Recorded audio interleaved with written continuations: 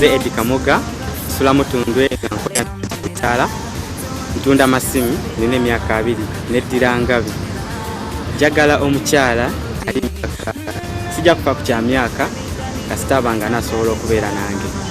Kakati mukazi ki gw'owulira gw'oyagala okubeera nti omwewangulira? Nze wenkola seekozesa bankozesa naye nga ntunda masimu. Njagala omukazi ng'alinako bw'agigeze ng'alina bizinesi ng'akola naye segedde nga ffenna tukola ng'akola nange nkola gwe njagala sewo. Bisaanyizo ki by'alina okuba nabyo? Alina okuba ng'alinawo ko. Ogamba alinawo ko oba otegeeza? Kati ng'alinawo ku ssente nga siwadde nga si mugagga naye ng'alinawo ku ssente ate ng'akola.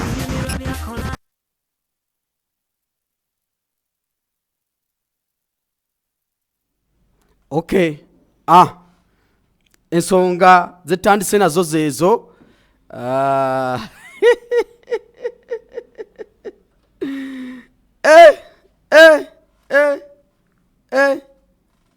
Gwe obadde okimanyi nti byonna tubikoze naye tubadde tetuna kutuuka mukulu ono nga tetuna kutegeera nti omukulu ono yaliko mu banoonya weewaawo twalabanga abanoonya ku Bukedde TV.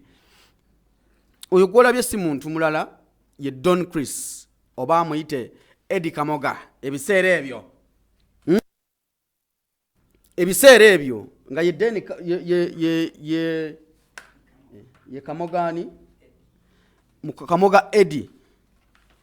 Ebiseera ebyo yali Kamoga Eddie.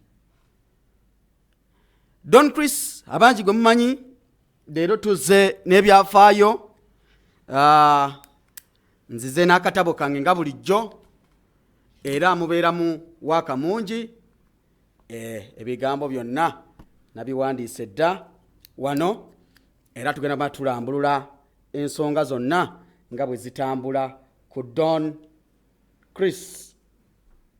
Kitegedde ekintu ekyo bwino era namuwandiise dda wano yadde mpandiika bubi. Okay, ntandise bwe nti tereza kamera gwe. Kakati Don Chris ono okuva olunaku lw'eggulo n'okutuuka olunaku olwaleero waliwo ebyafaayo ebijja bikomawo abasinga bye bataamanya n'okutuusa olunaku olwaleero. Oluvannyuma lw'Abannayuganda okuva ne beekubira enduulu nti Don Chris yababba, nze ng'omuntu akola kye bayita in-depth analysis. Analysis oba omutaganjizi w'ebitabo ow'ekyama nteeka mu kinene. Awo mu kinene ndi mu kinene kati awo omutaganjizi w'ebitabo ow'ekyama mba ntuuse okujjayo okuleetera ku byafaayo by'omukulu Eddie Kamoga oba muyite Don Chris. Alina n'amannya amalala gali amalala yaani innya lya Don Chris eddala lya lituufu lye tumanyira eriwa lye Christian erya Christian n'eddala awo. Kati tukuleetera okuva mu Kamoga engeri gy'ava mu Kamoga okutuuka mu Don Chris okuva mu Kamoga Eddie najja n'afuuka Christian. Ennyo eddala lya Christian sirimanyira eddako naye nga Christian lyakwesa essaawa zino kwe kwava Don Chris. Okitegedde? Don Chris ono mu mwaka gwa 2 tandikirewa Don Chris ono mu mwaka gwa 2 mu mwaka gwa 2014 zali zinaku z'omwezi 22 omwezi ogw'omwenda mu mwaka gwa 2014 22 omwezi ogw'omwenda Don Chris ono yalabikira kubanoonya ku Bukedde TV. Ebiseera ebyo programu yali amanyi eweerezebwa musajja waffe yabomba n'agenda mu Amerika. Omukulu muzeeyi mukulu musajja mukulu Philip Kagwa mu mwaka gwa 2014 ng'ennaku z'omwezi 22 omwezi ogw'omwenda Don Chris yasituka mpola n'ava esayidi z'Emutundwe gy'ali abeera n'atambula mpola n'alumba Bukedde TV n'agenda kuba ki abanoonya bwenjogera ku banoonya ng'onteeka mu kinene. Abanoonya kitegeeza ki? Those who are looking for searching people, yagenda kuba searching. Enaku zino abamu abaana b'obuwala n'abalenzi mulina online dating because ebitya apps ezo. Kati ebiseera ebyo online dating gundi app yali bukedde. Kati ng'ogenda ku bukedde nga bw'olaba omukulu oyo obwo bubadde bwe bakola ng'onoonya okusoka Philip Kagwa ayina engeri gy'abakozi sooka obenga akuba essimu. Okalabye sooka obenga akuba ki essimu wano watandikira wano. Alina waagira obanga akuba essimu n'otuula waliwo n'akalala obanga akwata ku kati. Ebyo byonna byali bikolwa nga by'olina okukola nga bw'oba ozze mu banoonya olina okukola ebintu olabaako akuba kasimu awo. Ebyo byonna yali ati wa Philip Kagwa banga akuba essimu yogera nange. Kati oyo Don Christian oyo musajja wange kati waliwo abali abagamba mbu mukwano gwate omukuba. Si bwe kiri bannaye, si bwe kiri. Mukwano gwange yanzikiriza nkola akantu era Don Christian kyenkola takinamu buzibu. Yanzikiriza divorce abantu bawe information gwe nesize bawe byafaayo byange. Era ekiro kiramba kigezeza olunaku olwaleero nasuze ntaganjula ebitabo nga tuteekamu wano ne wali. Don Christian mwaka gwa 2014 bw'ajja ku bukedde ku banoonya ng'anoonya mukyala mukulu, mukyala nga yeekoledde kasente, mukyala ng'alabika obulungi. Bw'ajja ku banoonya mu mwaka gwa 2014 ennaku z'omwezi 27 omwezi ogwokutaano May mu Maayi bamuyita Maayi wa 2015 ennaku z'omwezi 27 Maayi oba omwezi gwe bayita ogwa muzigo Don Christian yalwa n'afuna omukyala. Yafuna omukyala bambi mu mwaka gwa 2015 ng'omwezi gwa Maayi ennaku z'omwezi 27. Era musajja mukulu Philip Kagwa yalabikako mu maka amateeketeeke ag'omukulu Eddie Kamoga ebiseera ebyo ng'ekaseera kano nga ye Don oba Christian era ng'agenze kubabuuzaako wafuna omukyala awo ng'olaba Christian ng'avaayo mu nnyumba Kamoga awo ng'abuuza ku Philip Kagwa waaye tusanyusa okulaba naye Philip script zedda bannange sebo omulabye engeri gyakonkonyi uze bannange njagala osooka wulire wano Philip Kagwa we yasooka okujja ng'aze kubuuza ku Don oba Kamoga Eddie ebiseera ebyo ng'afunye omukyala kyali kitya. Laba script eno ani yali mabega script eno wajidi ani yali mabega wa script eno ebiseera ebyo Bukedi yali akulira omukyala gwayita Nabukenya yali akulira Bukedi. Njagala tuyambisiza ku bifaananyi bya Bukedi bannaye njala tusooke tuwulirize ku bigambo bino nga Philip Kagwa atuuse mu maka ga Kamoga. Sooka owulire wano Philip Kagwa ng'atubuulira ng'atuuse mu maka ga Kamoga. Tuli maka g'omwami n'omukyala ku Bukedde TV mu kaseera kano tuli maka g'omwami n'omukyala Kamoga. Twagala tulabe ebintu bibatambulira bitya, obufumbo bwabwe kiki ekibulimu, kyama ki kye babuzuddemu ebbanga lye bamaze nga babeera bonna. Kamba konko ne bana batubuulire engeri gye batambuzaamu obwo. Philip Hello. Bannange tusanyuse okulaba. Bannange tusanyuse. Nze nsinze. Baganda bange yingira. Tusanyuse okulaba. Kale sebo. Tukwaniriza nnyo ku Bukedde TV. Omukulu Don oba muyite Kamoga w'ebiseera ebyo awo ng'afunye omukyala asookera ddala. Nkutegeeza nti yalabikira ku Bukedde mu banoonya mu mwaka gwa 2014 ng'anoonya omukyala gwali mwezi gwa 9 ennaku z'omwezi 22 n'amala n'ajja n'akoma ku Bukedde TV ennaku z'omwezi nga enaku z'omwezi 27 omwezi ogwokutaano ekitegeeza kyamutwalira emyezi ng'emeka katubale 2014 omwezi ogw'omwenda 2014 omwezi ogw'ekkumi ogw'ekkumi ogw'ekkumi emyezi 3 Januari wa 2015 Febu wa 2015 Machi wa 2015 April gundi evudde kweri April wa 2015 sako muje katono tuli mu recording. Okay, myezi nga mukaga, myezi munana nga gwe bannange emyezi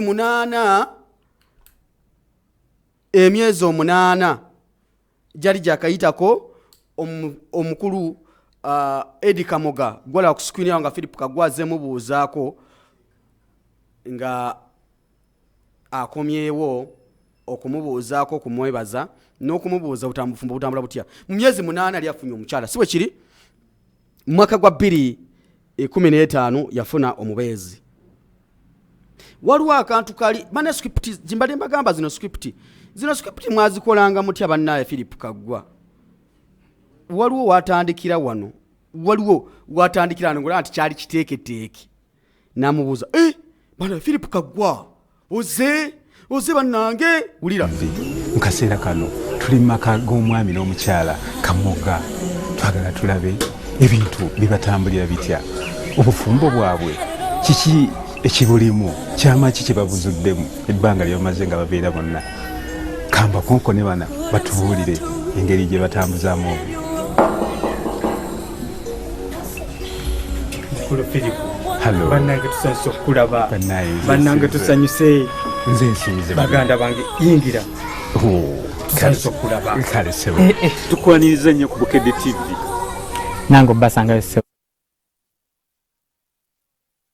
Kakati awo wolabye nga omukulu Eddie Kamoga banenga tusanyuse okulaba baneyingira baganda baffe tusanyuse tulaba kuki nga Philip Kagwa bamwaniriza mu maka g'omukulu Christian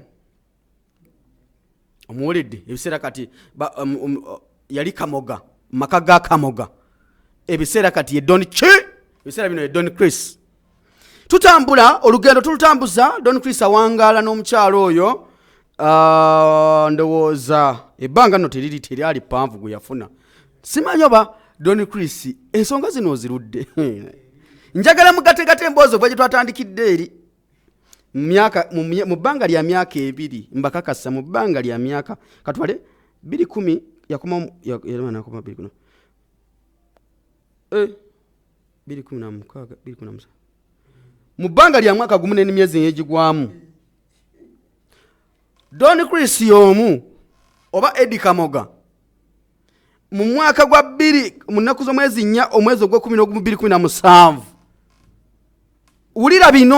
wulira bino zange ndo bikugamba musajja wange Don Chris wano nkola kantu tonyiga mu mwaka gwa ennaku z'omwezi 4 omwezi ogw'11 2017 omukulu Eddie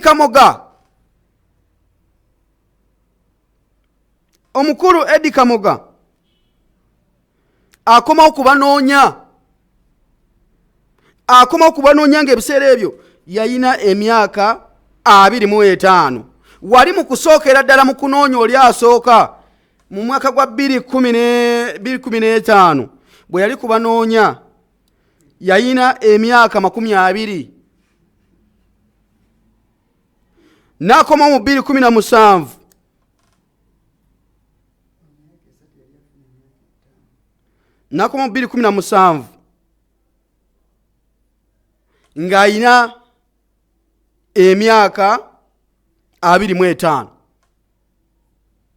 katubalemu nga sinagenda wali kubazanyira katambi ako okuva 2015 2014 kale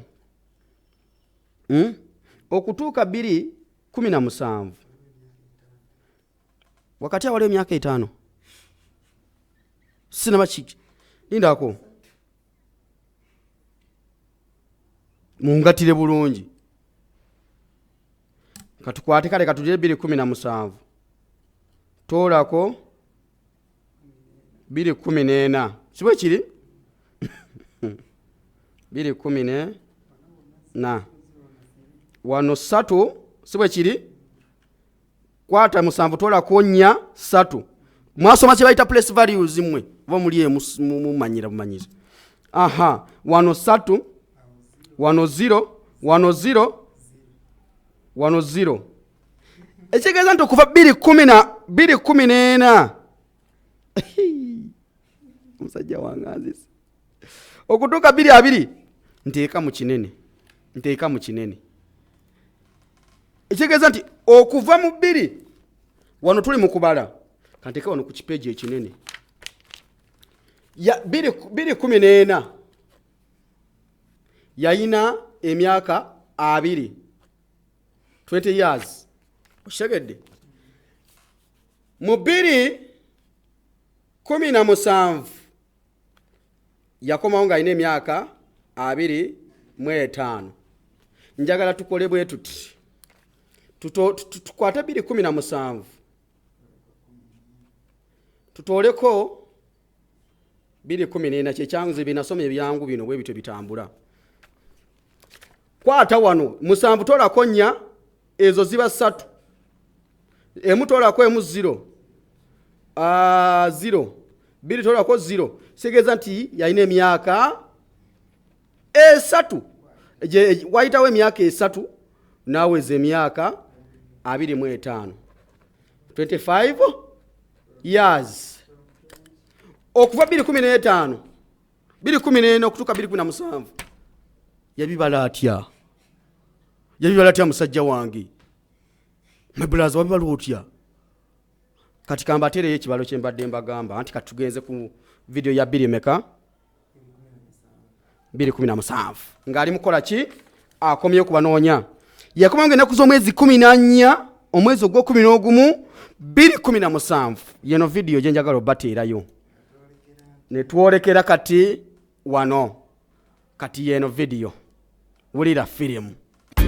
Amanya gange nze Kamoga Ed mbeera Bulenga Sumbwe nina emyaka 25 neddira Ngabi banzaala Butambala nina omwana omu nenga sibeera naye njagala omukyala nga mukulu mu birowoozo okuva ku myaka 25 okudda wansi njagala nga akola kuba nange nkola mu kitongole kimu eky'amasimu nkola nga kitunzi ebintu by'omukwano bizibu kyovola abansazo nenga kanzije nonyeka abali nfuneko nange ndabe kuba nwanyi nnyo ndaba nga birimo obuyaye bungi birimo biringa byakusuubula kati ate bitya bifuuka biti ebyobusuubu anti obimanyi buli ajja gy'oli abalina ekigendererwa ekiba kimuleese so kate omulabi wa Bukedde TV ali eyo oluusi ayinza okuba nga ye ayagala muntu wakubeera naye kubanga nze sinoonya girlfriend noonya mukyala wakuwasa mama omwana yafumbirwa dda nati anakuzaala mwana mulala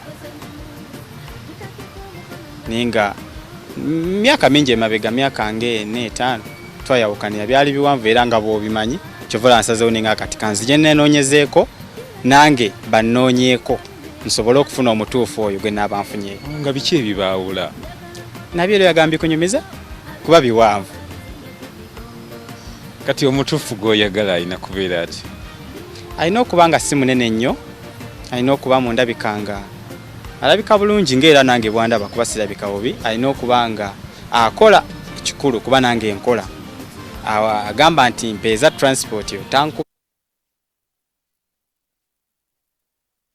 oyo ye 2017 mushagede 2017 Christian we yakomerawo Edi oba Kamoga banaye bane kabwino baba amanyi bwe kusamanyi mu 2017 nyongera okutegeeza nti Kamoga yakomawo mubanoonya nga tuvudde olw'amazina omukyalo olw'omwaka gumu n'emyezi nga gijo n'akomawo kubanoonya naye Philip Kagwa wakola ssente n'akomawo mubanoonya 2017 ng'anoonya mukyala yagamba nti ye Eddie Kamoga enzaalwa ye Butambala omulabye simanyi banoonyezanga ku Serena wano ziringa Sheraton ono wano tero okola press conference wano wansi awo okitegeera wano we Butambala munna amanyi nti Sheraton njagala owulire wano wembadde nkugamba muganda wange Christian Eddie wagambira nti yalina emyaka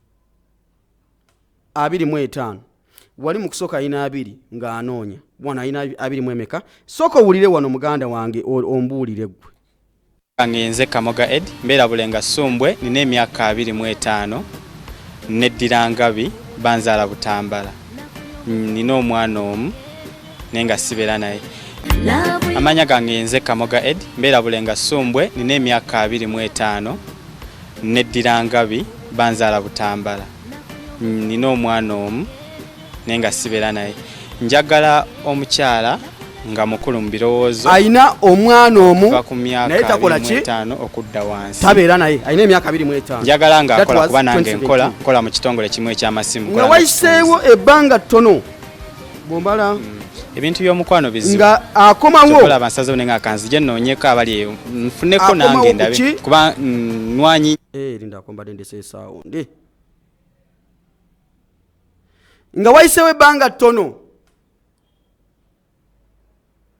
atugambye alina emyaka 25 kali ka sound akayise mu kaleke emyaka 25 nga wayiseewo ebbanga ttono lya myezi ng'emeka akomawo ng'ennaku z'omwezi wali yasooka bwe yakomawo ogwokubiri ng'anoonya yajjanga 4 omwezi ogw'okuminagumu 2017 ng'ennaku z'omwezi 13 ennaku z'omwezi 13 omwezi ogw'ekumi 2018 Eddie Kamoga yali akomyewo ng'afunye omwagalwa waitewo ebbanga lya bbanga ki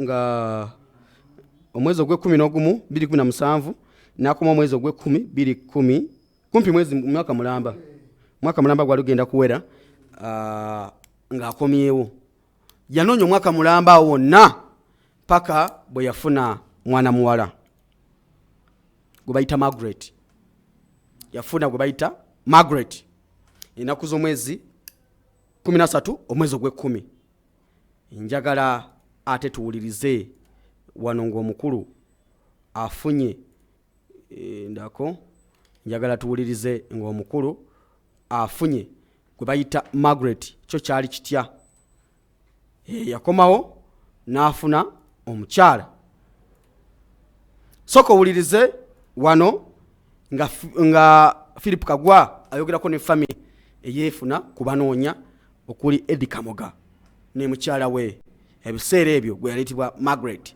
yali afunye omukyala omweru wuliriza wano baaba no mbakuwadde otusanyusa okukulaba kale se nange nsanyusa obbalaba owulira otya mu kaseera kano kaseera kasanyu nnyo n'okusinziira gye ntambulidde kati ndi fine ndi bulungi nnyo era ondaba abakulaba baagala okumanya gwani n'ebikwatako amanya gange nze Kamoga Edward nga ndi omukyala wange ayitibwa Margaret nga tuli wano ku kyalo Buloba mwe tubeera mukyala wange oyo namufuna naye ne mutambulirako emirundi 3 nga nemesa nepaka Katonda lwe yanyamba ne muwangula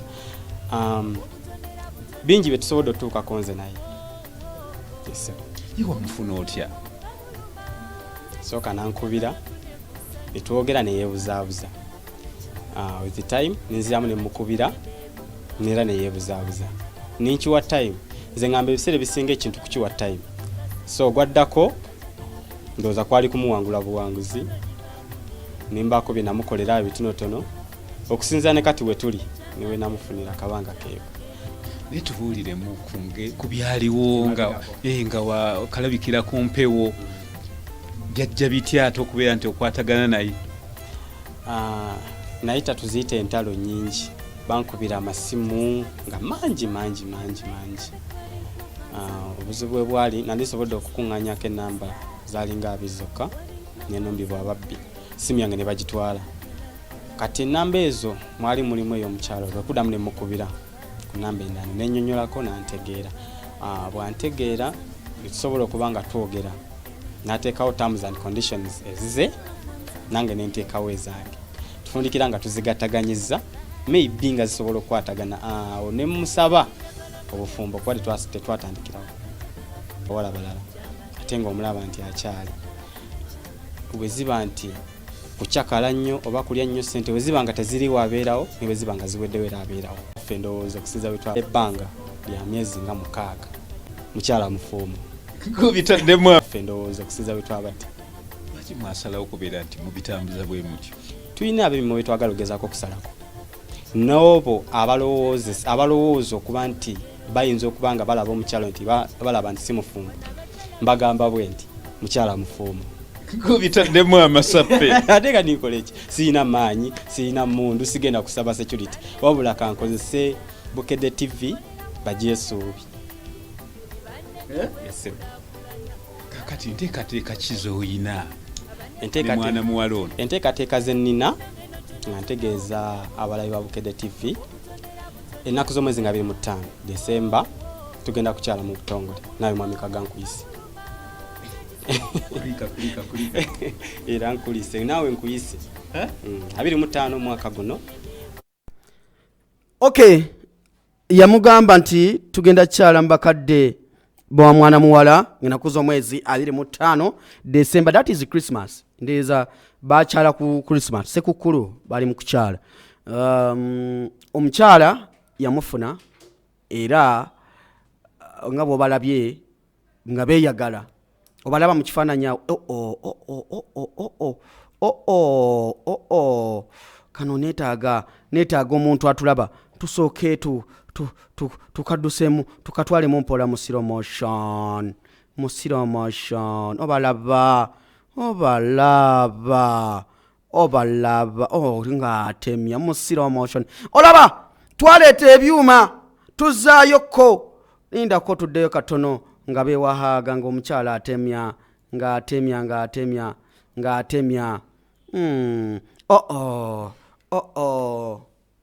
Don Chris olidde bino kati bano abakyala bo bonna bali mu mbeera ki? Asking for my neighbors, Mr. Don Chris, abakyala bali mu mbeera ki?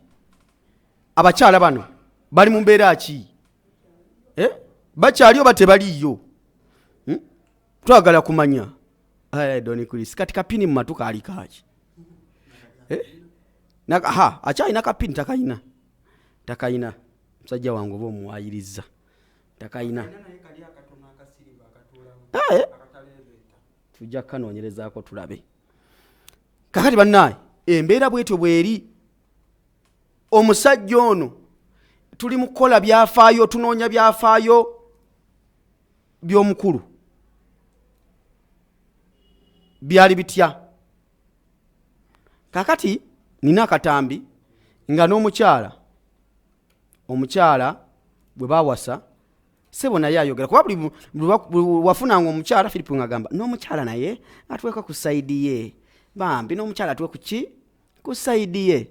Kati n'omukyala wuno ng'ayogera omukyala Margaret naye ng'alina obugambo bwakola ki bwasuula eri omwana. Mu kaseera kano ndina omugole mukyala Kamoga twagala tubuulire engeri gye beefunamu n'obulamu engeri gye babutambuzaamu. Nyaba tusanyuse kukulaba. Obulamu bugamba ki? Obulamu bulungi so. Mpozi gwani? Nze Margaret Kamoga. Naye walyongerako? Iye, nina okubeerako. Ebintu nga mubiteekamu eswaga. Anti ebyaffe byanjawulo. Iye. Mwambala bifaanagana kiki? Tuli balongo. Mwafuuka balongo? Mwasala magezi ki? Mukama yatuyamba ne tubeera bwetutyo ne tweronda nga twetegeera. Naye wamufuna otya mwami Kamoga Eddi? Mwami Kamoga namulabako ku TV nanyumira era ne mukubira ne tusinkana ne twogera. Lwaki wasalawo okugenda ne mwami Kamoga? Mwami Kamoga Mwami Kamoga mulungi alina empisa omuntu w'abantu ate antegeera ate ne byayogera ebigendererwa bye endaba nga bikwatagana n'ebyange kitegeeza nali nyina omusinkana ne twogera. Kati naawe mu kaseera ke kamwako naawe wali mu bwetaavu bwa kunoonya lulenzi? Yes. Bwekyali? Mwami Kamoga omusanze otya? Mwami Kamoga talina tabu wadde. Mwami Kamoga alina empisa. Mwami Kamoga muntu w'abantu. Mwami Kamoga njagala. Ate afaayo kunze bambi afaayo. Omanyi omuntu gw'olabidde ku TV enjawulo ki mu by'omukwano okusinziira ku ggwe nga bw'obisanze? Omuntu gw'olabidde ku TV n'omuntu gw'osanze obusanze oba nakwana, mukwano ogwo guli gutya? Omuntu gw'olabidde ku TV nakuwa enamba nagaba enamba era n'omufuna aba n'ekigendererwa aba n'ensonga lwaki ali ku TV okunoonya nti kakati eno entuula ya Mwami Kamoga gye bayita batya sebo omukulu yatuulira ddala omulabe yetuula awo kulisi ng'alina empisa nga tanaagabaliisa geyabaliisiza eggulu omulaba bw'atunula akuteko mu ngalo bw'ati kifaananyi kino njagala nkibawe mu bunene bwakyo.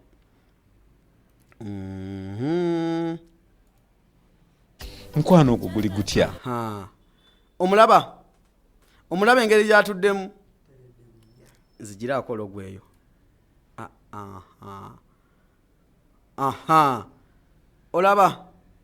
Olaba bw'atyo kubayita okutuula batya bw'ateredde bubya bamuyita Eddie Kamoga ebiseera nga tanaafuuka Christian. Wow, what a wow. Gwe ky'omanya nti ku bimu ku byafaayo nkyaleeta bingi naye nsoose kubaleetera who is Don Chris, the life of Don Chris, the journey of the Mobutu Sese Seko.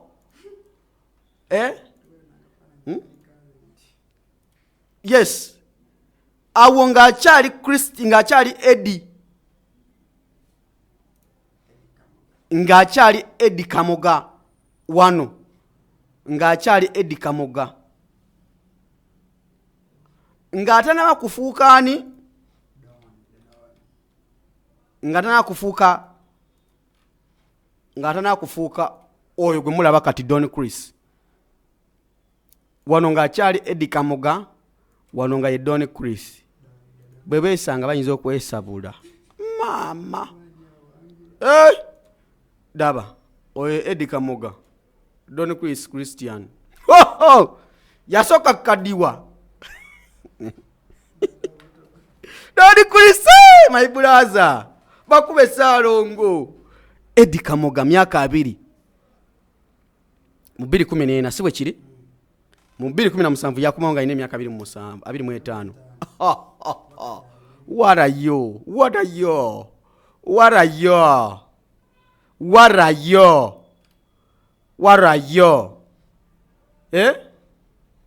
Oyo gwe bayita Don Chris kati ate ono gwe bayita Kamoga Eddie. Different. Karasi.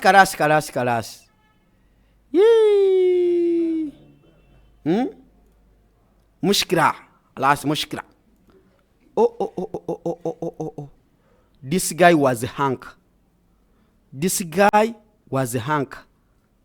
Omanyi bayita hunk bebalenzi abamalayo. Those guys abamalayo. The guy was a hunk, by the way.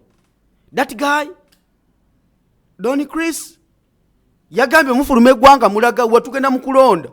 Are you fools? Mufulume gwanga mulaga wa? Where are you going? Stop that bullshit. Mutyaba fucking asobina. mutyaba fucking shit bannaye omwana ono kasuku banna alitwettira naye ng'ensonga bwe ziba ziri tubadde tuli mu kusonjola egyenvudde wa Don Chris kabadde simple nnyo naye ndowooza mutegedde eyali abatwala Canada yali abatwala wa Canada wano nawandiise ekiro kiramba nga ngenda anoonyereza kati nayo paati endala waliwo n'ebirala biibino gino emikosi nabagikolako tuli ku lugendo lwa Don Chris omutegeevu omugezi ddala mpanika kyayikangaawo kaliwa nakataddewa omugezi ddala Don Chris temuyina kye mubanja Christian mwali mwagala awase n'awasa mwagamba agende kubanoonya n'agenda kubanoonya mumwagaza ki omukyala gwayinamu wali osobola omufuna gwe ebiseera ebyo ne sente n'azifuna. What do you want exactly? The guy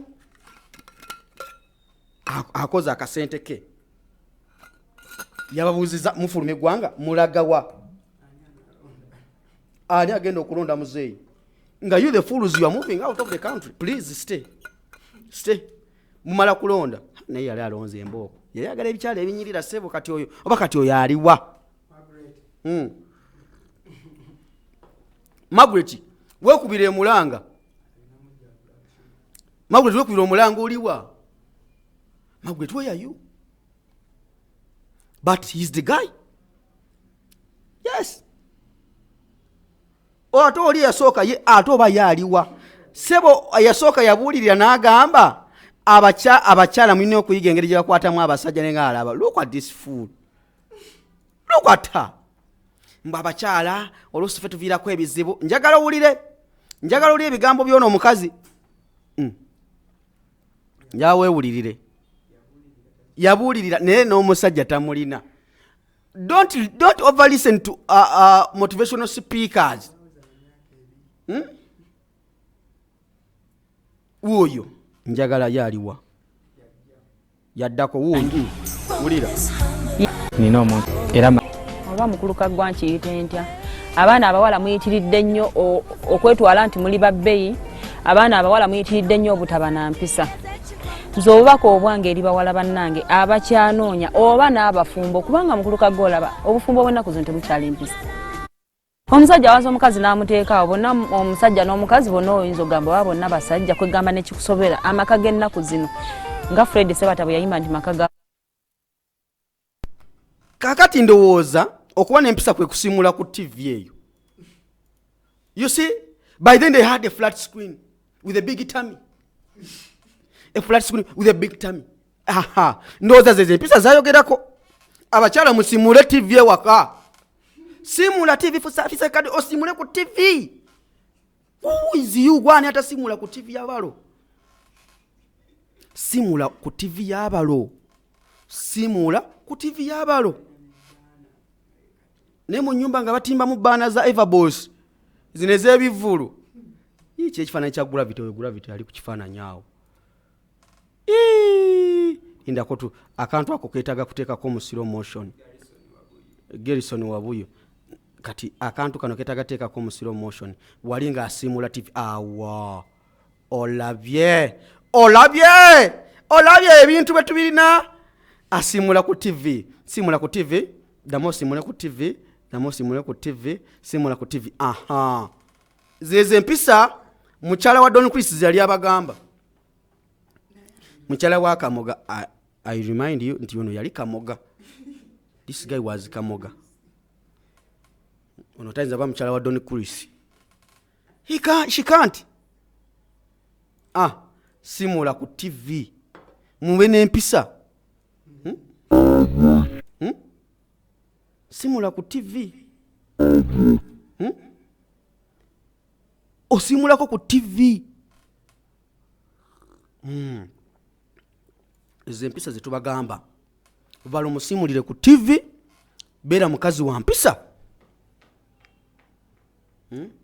Cleaning TV bakira batya muzungu small gravity cleaning TV wana mopping chize direct translation mopping da TV ini TV je batugulira yonge nyinya bula batu wampe na yonge kaddiye mawe wala batugulide TV eri wano batugulide TV omukulu kalyango webale kungulira TV olalo mpa sente eziwerako nengulayo 2. But thank you very much. Yes, tuguze ya smart tuliako ne YouTube. Kale ensonga bwe ziri omukulu Don Chris yafuna ekijojolo. Oh wow, what a wow. Waliwo akalala Don Chris ayina wabadde nga beemoola n'omukazi akaneeno. Oh no! Let me play you this one. Bakaita batya 218 wano 218 mubusanze mutya. Je audio gwe twagala audio. Aha, wow lindako akantu kano tulina okukaza mu slow motion. Baali basimula akabalaza akasementi. Oh wow njagala wali kapati nga bali bayimiridde tukateke mu slow motion. Awo wow kano ketaga ekifaananyi kati Don Chris wano twali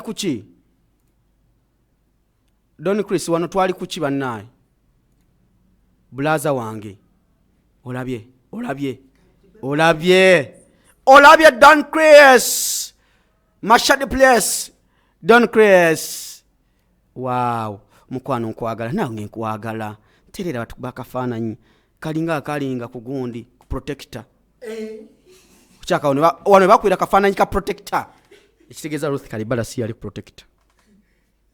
Don Chris kana kafaananyi ke wallahi kana kafaananyi ke nike kali ku protector.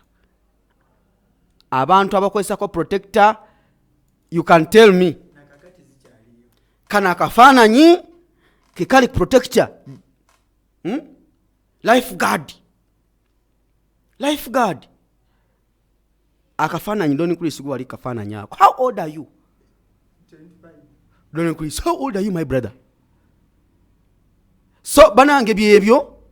Oh wow kana kafaananyi ketagateeka mbyafaayo okitegera disi kafaananyi ketagateeka mbyafaayo. Wow what a wow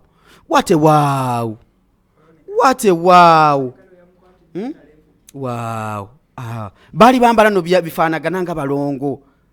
Don seba avudde wala ne laavu. Don avudde wala ye Don Chris ne brown sugar byakoma omuganda wange. Oh obalaba omulaba Don Chris alinga bana bedda yewombeese mpulira obujiji omusajja muleka ali essente avudde wala. The guy has come from far. Omusajja avudde leave the guy to eat the money. Look at him. The guy has struggled with life. Mwe muletera sente z'obwerere nange ne bwe mbanze I just eat your money ne tuteesa nga ebintu biwedde.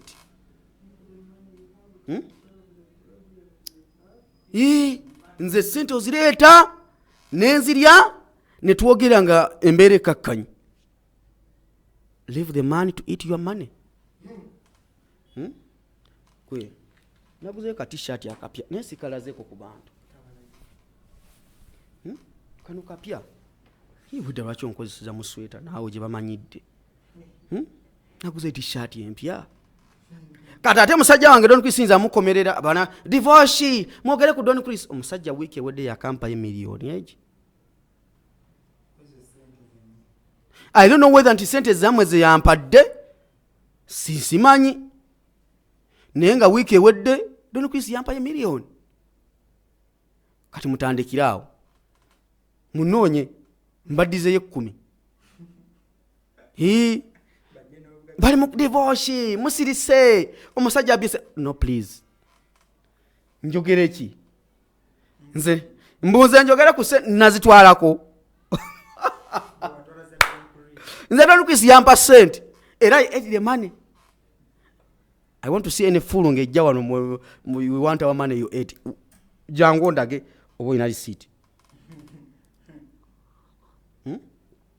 the guy just ate your money in peace. Leave the guy to be. The guy ate the money in peace. He's the guy. He's the guy on your screen. That one. He said, Mwade muduka mulagawa. Nga mulagawa. Nga tugenda mukulonda, you fools, what are you doing? Hey! Bigenaga nga tabyeza nyoko azanga tane mama wanga nazibira wagenda ddi kuki Don Chris omukazi yali ayina ne kala kunjala eze kyambalo kye bambadde. This was love. Gwe okimanyi no yali love.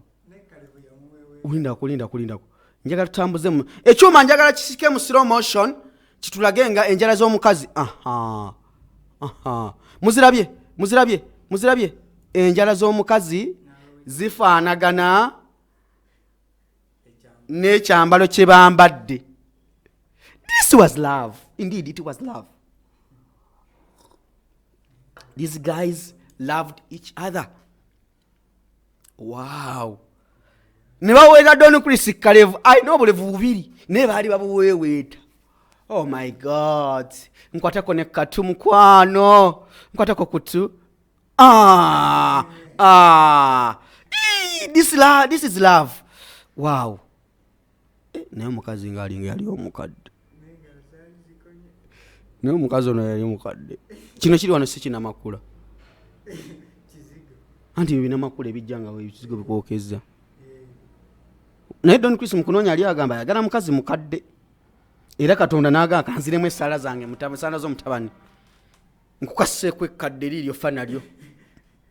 Die with a kadde. Besiganga Carolite, Medivine, ne besiga gundi Mekako. Do you know Mekako? Nandifunye kafananyi ka Mekako wano.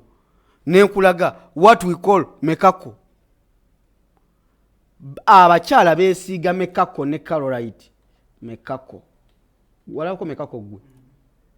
Andi ebutambala lwa kutuuka Mekako. Mekako soap yalinga wa green. Kati nze kankulage gwe bayita Mekako. Tujja bateerayo. Oyo gwe bayita Mekako. Njagala nfuna ekifaananyi ekyo kuba kati ebyuma tubiina internet tuyina eri very fast. Bwe tuba tukola production. Kati oyo kola ku screen ye Mekako. Bakozesanga Mekako ne bamugatta muziki ne besi bana banga Mekako ne besiga Carolite wekiri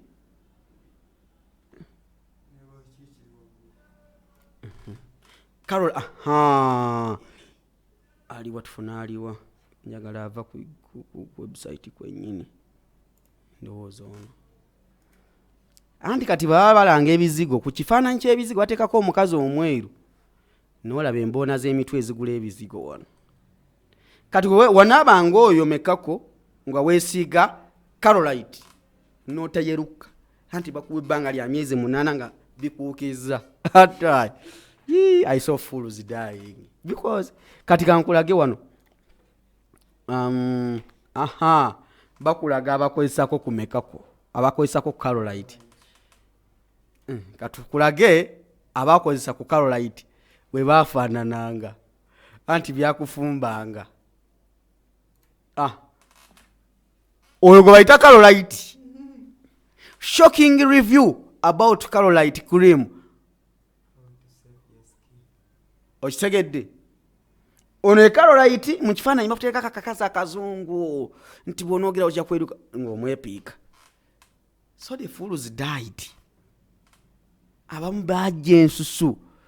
Tulina abantu bapostinga bamaama bwabwe ku Mother's Day muganda wange. nogamba ani yayo kyekibira. Who burned the forest? Bakozesa mekako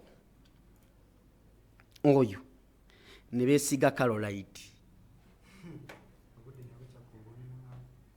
Muganda wange Carolite kye yabakola kati kwe kuseera ke nkugambye wano nti ono omukyala wa Don Chris ono sitegeera naye kyaka yali ku bweru bwe bambi. Oh my God. Oh wow. This is Don Chris. Wow. I love this, my brother. The smile of Don Chris. I have to take this photo. I have to take it. Thumbnail. Banange, oye Don Chris. Yayambalako ne ku galubindi. Yabadde azambala n'ennaku ezo ne wabeeredde omugagga. Wano ng'ayambala ne ku gagozi. Ng'ayambala kiredi kye kya Nuupu. Esi kale uniform ya Nuupu eyo. So guys, byebyo sina manga nsuka wano tutambudde ffenna okuba twatandikidde n'okutuuka mu kaseera kano oyo bamuyita Don Chris. Nyongera kutegeeza banaffe abahavi World Travel Uganda bakutegeeza gwe na Uganda yagala ogenda kwebweru just processing kuyambako processing visa. Bakuyamba bano bakuyamba okuprocessinga visa. Ne watu naotekayo sente zo bakusomesa visa ekola etya bagiprocessinga batya na kitwala bbanga ki. Banafe abahavi World Travel Uganda basanga wali Kyengera Mall ku Masaka Road okulyana KFSAO. Happy World kye bayina bakukolera appointment, bakubookingira air ticket, bakubookingira hotel wojolaga, bakusomesa na processing ya visa ekola etya. Waliwo scholarships era ogenda ne bakulaga oyagala funa skala ebweru okola otya. Abagala Schengen visa okutambula ensi 29 okuli Italy, Sweden, German, Spain n'ensi endala Denmark. Visa ya Schengen bagikolerako era wenva wano ngenda kwanjogerako ne Uncle Havi ankubiddeko nga ndi mu recordinga. Si abadde akuba Uncle Havi ankubiddeko nga ndi mu recordinga. Gwe muna Uganda atulaba. Soko ogende for consultation obuuze tebakugoba genda ku Havi. Mve bino ebyekiyaaye genda ku Havi tebanakujjako sente yo. Basoka kubuulira kino kikola bwe kiti ne bakusomesa ne bakuwa n'ensonga ekyo kiyinza okugaana visa yo. Visa si mukuku gwa bbaluwa. Abintu bitonotono era ebyo byonna ku Havi World Travels Uganda babikola. Bafune ku namba z'essimu 0393 10 2400 0393 10 2400. Owulidde oba osogatako naka plus 256 oteka osotekako plus 256 393 10 2400 oba gendo banoonye ku Instagram at Havi World Travel Kyengera Mall ojja kuba obafuna bulungi, oba ne ku TikTok ojja kuba obafuna bulungi nnyo. Application agatambulako mu America ogenda ku Canada ne bulijjo bakubulira ebigambo tobitegeera genda bakusomese bakulage bali basomesa si kujja titeeka emitwala milioni 2 teekawo 3 Havi sibe bakola. Ojja kuneebaza ojja gamba divorce singa twasooka wa Havi. Okitegedde ekintu ekyo nziramu enamba ya Havi eri 0393 10 2400 0393 10 2400 eyo namba ya Havi 0393 10 2400. Bana inakwata namba ya Havi. My boss enamba njina mutwe 0393 102400 enamba ya Havi.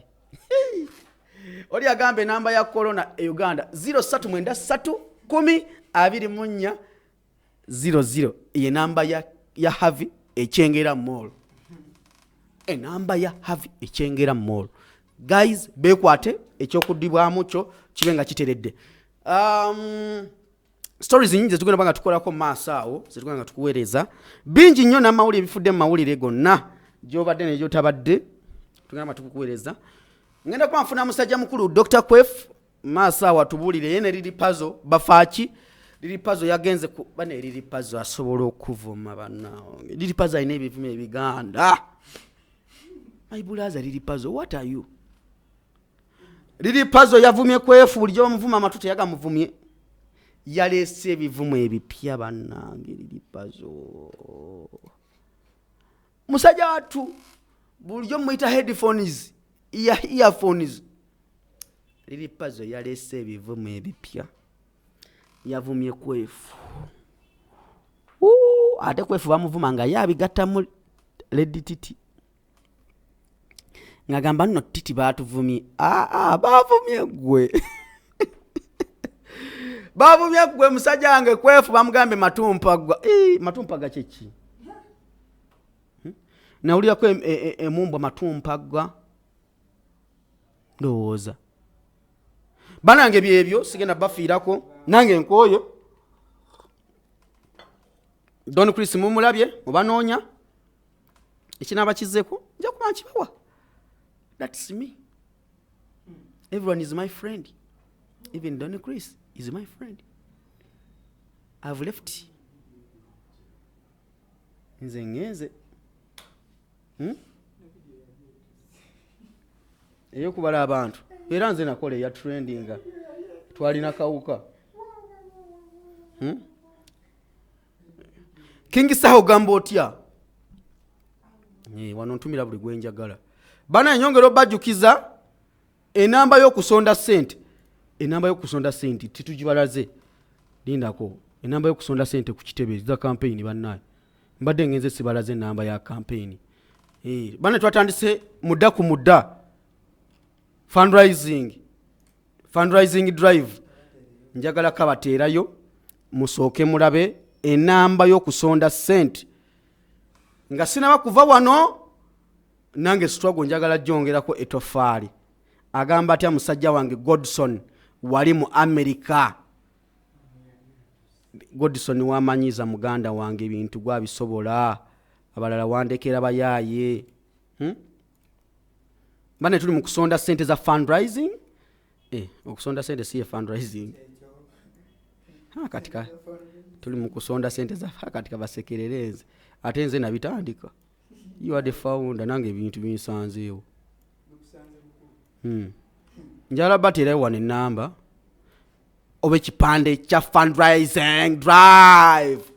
Guys, enamba ziri ku screen yawo banankyukakyuka nga maliriza sheno bagita fundraising drive for 2025 election campaigns nga tugenda kutwala omukulembeze Honorable His Excellency Kyagulanyi mu buyinza.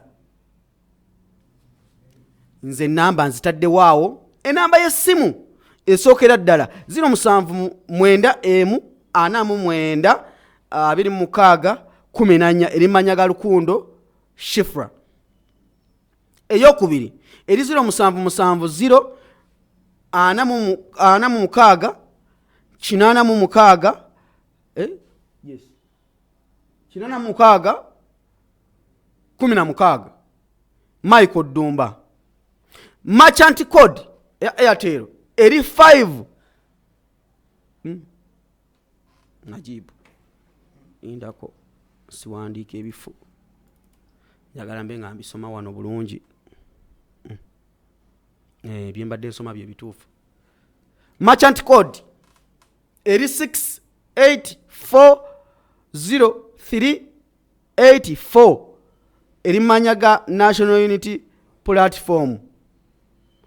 Merchant code MTN eri 654868 merchant code amanya galimu Michael Dumba.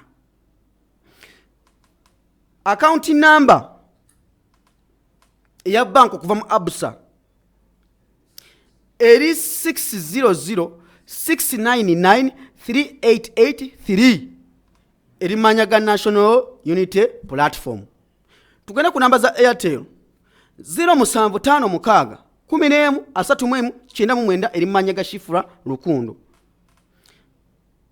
Endala ya Airtel 07593-56 eri manyaga Jonathan Elotu. Endala eri 075-02-83-55 eri manyaga Tushemereirwe Monica. Banaye muweeyo kino kikwata kunze naawe, kino kiyamba nze naawe.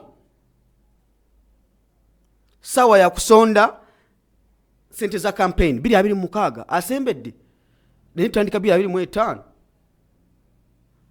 We are the future and the future is what? Future is now. And the future is now. Guys, let's collect the money. Let's fundraise the money.